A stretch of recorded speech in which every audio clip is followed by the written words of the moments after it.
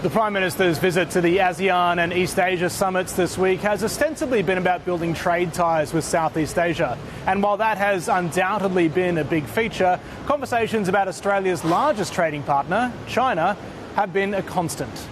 The Prime Minister joined other ASEAN leaders on Wednesday night at the summit's gala dinner, the sort of event which can sometimes provide a chance to grab a quick conversation that might not be possible in a more formal setting. On Thursday morning, it'll be back to business as Anthony Albanese attends the East Asia Summit. It's a gathering of leaders from Southeast Asia, plus countries like Japan, the United States, China and Russia. The message from Australia will be fairly consistent from summits past, that it's the responsibility of all nations to uphold rules and support stability in the region.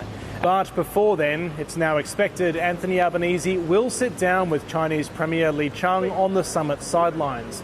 It would be the highest level meeting between Australia and China since Mr Albanese met President Xi Jinping on the sidelines of last year's G20 summit in Bali.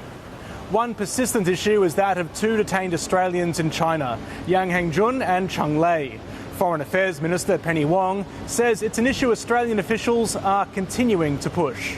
We are deeply concerned about Ms Cheng Lei and Dr Qiang, as are so many Australians, and we have continued to raise with our counterparts at every level the desire of Australia to see both Ms Cheng Lei and Dr Qiang reunited with their families, and we'll continue to make those representations.